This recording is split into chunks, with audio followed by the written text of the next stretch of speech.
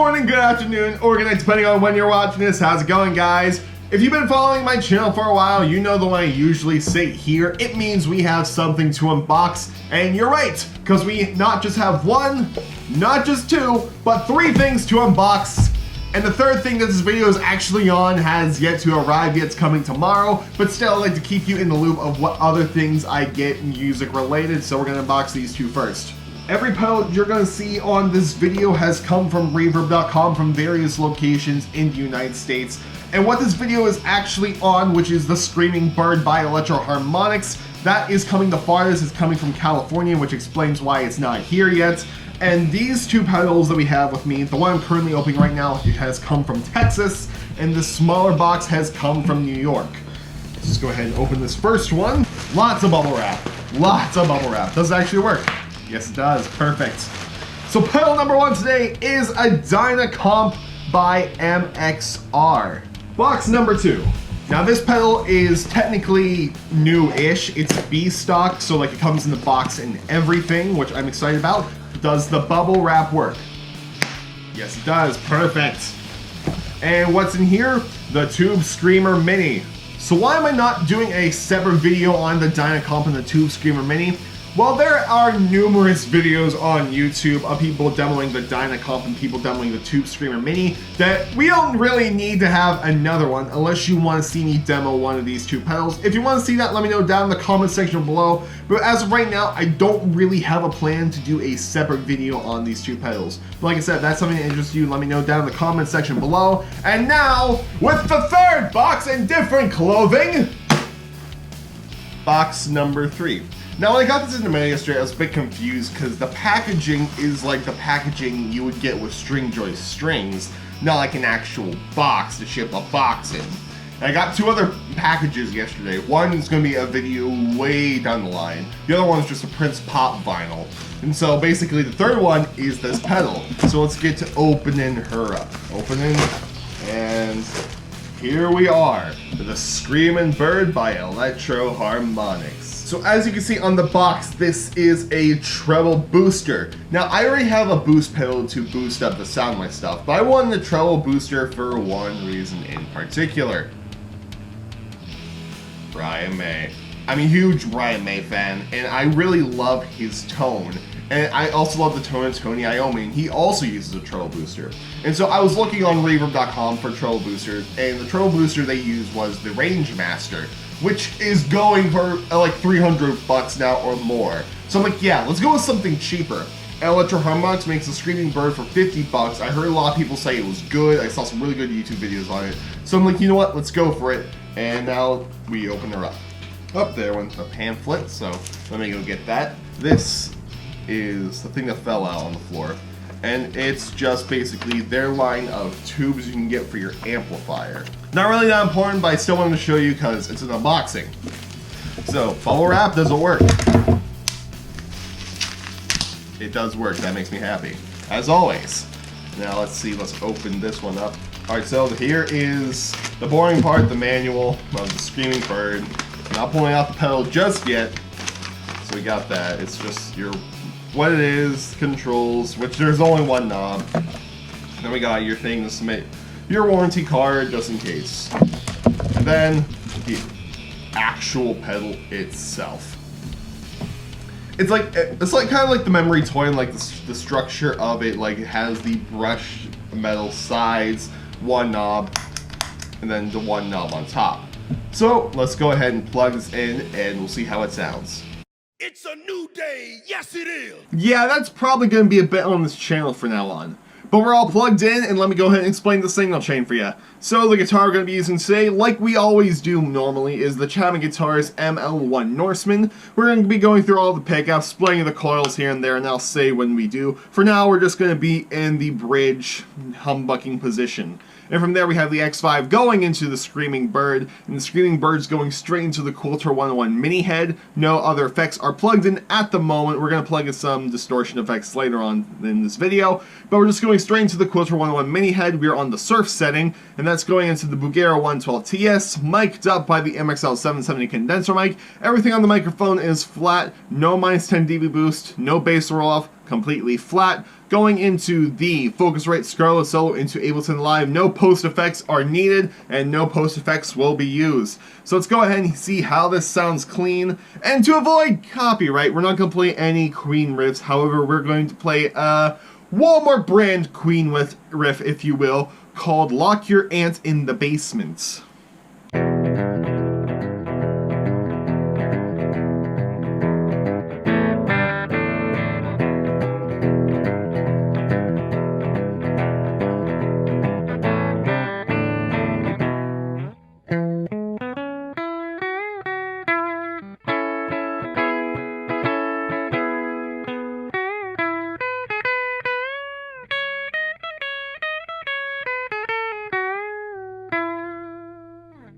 So let's go ahead and turn the Screaming Bird on. As you can see right there, it's on 12 o'clock, so it's about 50-50. Let's go ahead and hear how this thing sounds, and we're going to play the same exact riff as we did before.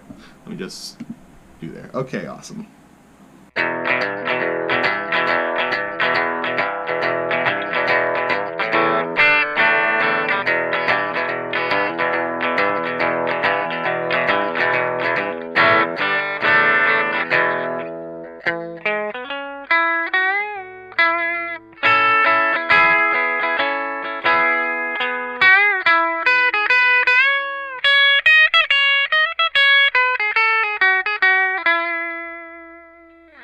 So as you can hear there, it increased the treble quite a lot, and it was really surprising because if I turn it off, I'm just going to hit a big E chord. You can hear that it's dark. Turn the pedal on, suddenly becomes all bright,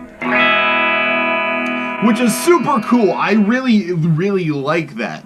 So let's go ahead and let's mess around with this pedal a bit more before we plug in what I call the board of drive. And we'll get to that in a moment. But right now, let's see what it sounds like if we turn it down to 9 o'clock, aka 15 or 25% on.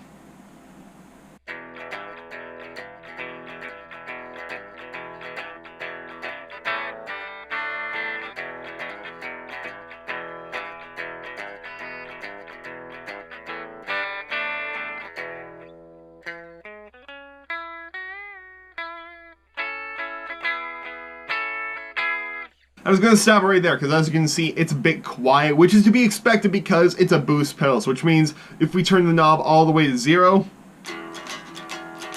nothing's going to come through. So we're going to go in the opposite direction. We're going to turn it to 75% on, aka 3 o'clock. There we go, pointing right at the bird's head.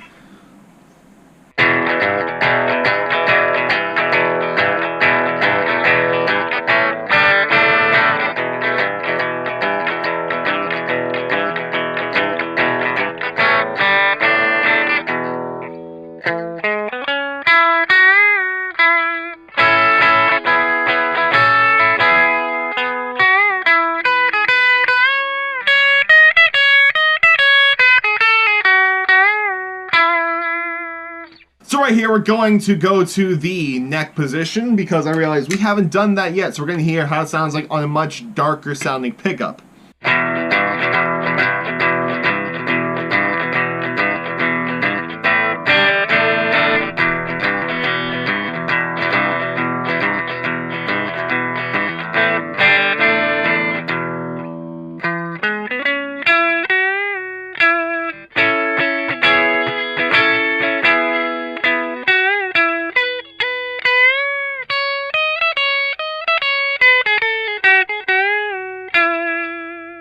And now from here, we're going to split the coil, and we're going to stay into the... No, we're going to go to the bridge, then we're going to go to the neck on the...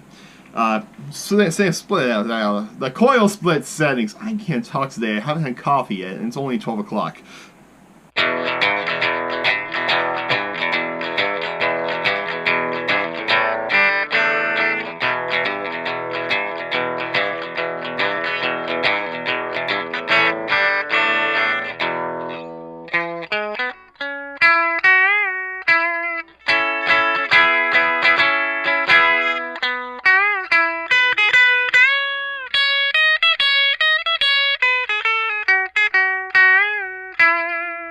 And now going to the neck, still on the coil split.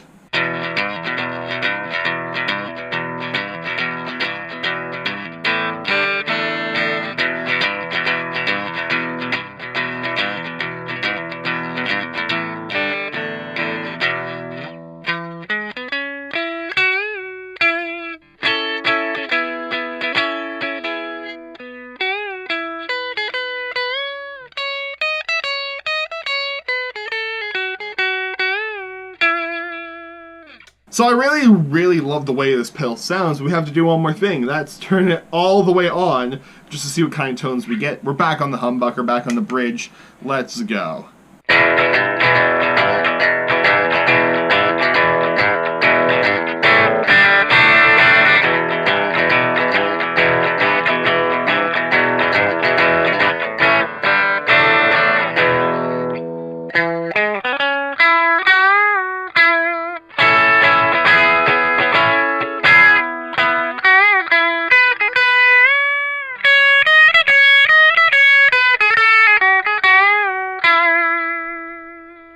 Very nice sounding. I am really digging how this pedal sounds. I'm really pleased with it so far. For 50 bucks, it's not that bad, but we've been doing everything with clean tones. So we need to spice things up a bit, and we need to put some distortion in here. Unfortunately for the Quilter, it doesn't have that great of a distortion channel, because like there's some weird phasey things that happen while it has its gain on. It doesn't really sound that good, and I have some pedals to do it better. In fact, I have 4 of them that can do better. So ladies and gentlemen, today I am proud to debut the Board of Drive. So the Board of Drive is basically all the gain pedals that I own, plus the Dynacomp, and I'll explain why we have this on the board in a second. But let's go ahead and explain everything else on the board. Starting off with our new friend over here, we have the Tube Screamer Mini, which is going into the MXR Custom Badass 78 Distortion with the crunch knob on, which is this little button up here. Then we have the MXR Custom Badass Modified Overdrive with the bump knob, which is the knob in the center, like this little switch. So the first question is, why do I have 2 overdrives? Why is there an overdrive before, and why is there an overdrive after the distortion? Well, my friends, people like to do different things. Some people like to put their overdrives before their distortion. Some people like to put their overdrives after their distortion. Personally, for me, I've always been a distortion overdrive guy, but here we'll give it a shot. We'll put the MXR in front to see what happens. But this is my normal configuration, 78 distortion, modified overdrive. And from the overdrive, we're going into the Flux Fuzz by Tone City, and then we're going to be on the gain knob on here, which is kind of like your 90s Big Muff style Smashing Pumpkins tone. Then the Dynacomp. Why is the Dynacomp on my board? Well, from my experience tinkering it for the couple days that I've had it, I love it. And when I go from humbucker to single coil on the Chapman, it makes the volume decrease a lot better. So there will be no volume decrease at all, which I love. And we have a slight compression on there, but the output is relatively the same, so that way everything is nice and level, so there's no volume cut. So how we're going to be doing these tests is we're going to turn on each pedal one by one, except for the Dynacomp. What we're going to be doing with the Dynacomp is on every pedal we're going to do the humbucker and the single coil, and as soon as we split the coil, we're going to turn the Dynacomp on, so that way there's no volume decrease, no discrepancies in the tests.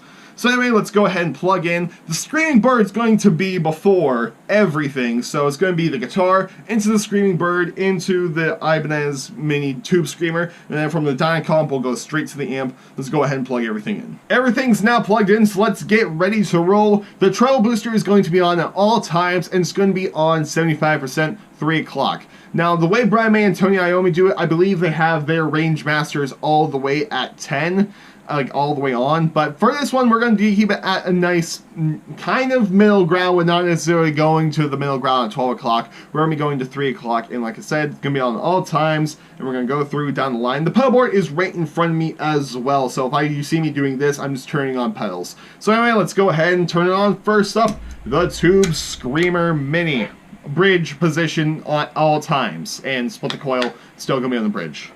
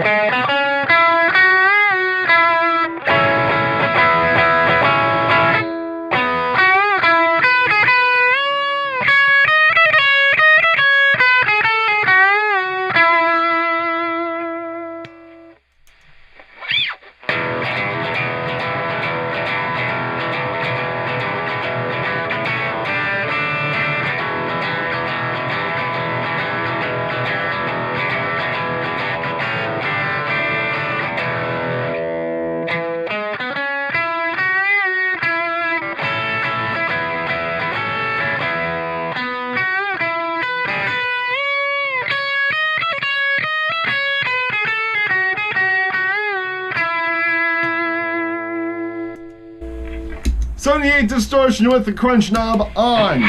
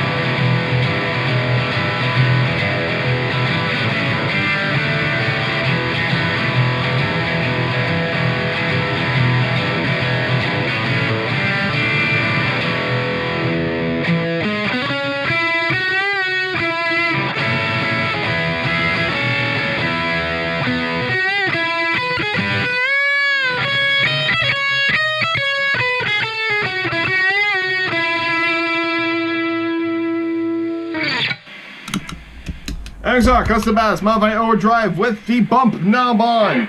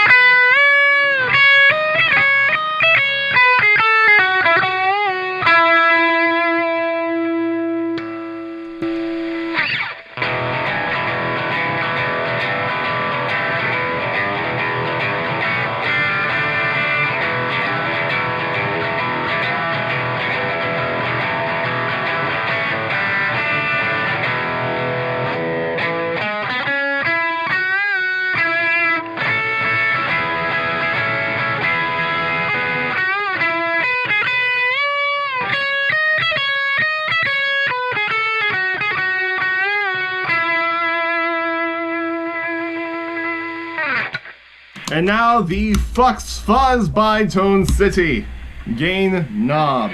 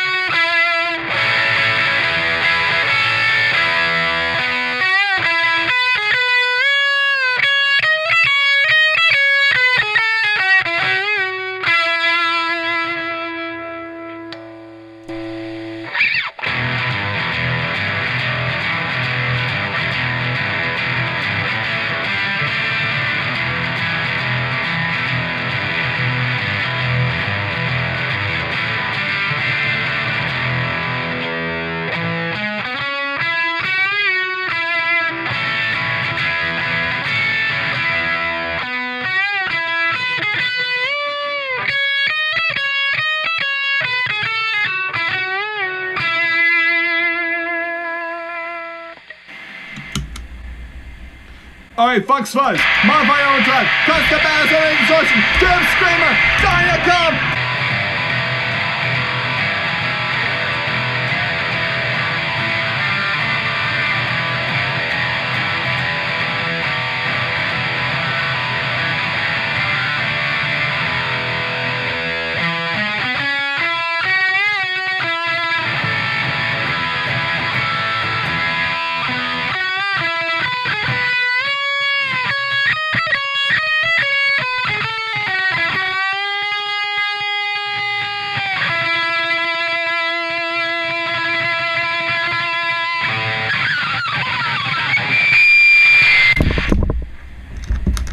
Okay, so we just got done doing the pedal tests, and okay, so I was actually shocked by a couple of these pedals.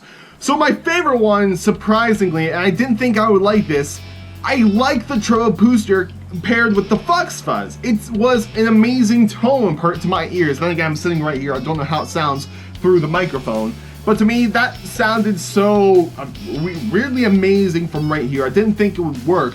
But holy hell, it sounded fantastic. I might start using that combination a lot more.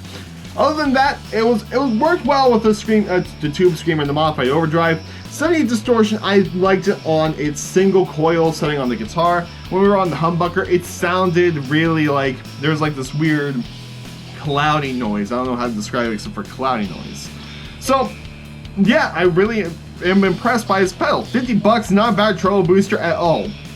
Compared to a Rangemaster price, which are like $300, this works super well. I highly recommend this pedal, and so does little Brian right here. Brian May does not use the screaming bird by Electro-Harmonix.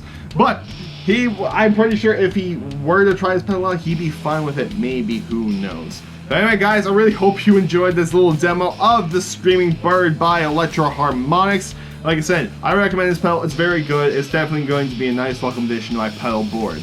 Well, anyway, guys, I'll see you in the next video. If it's Thursday, I'll see you on 20 Pods Thursday. If it's next Monday, I'll see you with another random video. But anyway, guys, goodbye and good night.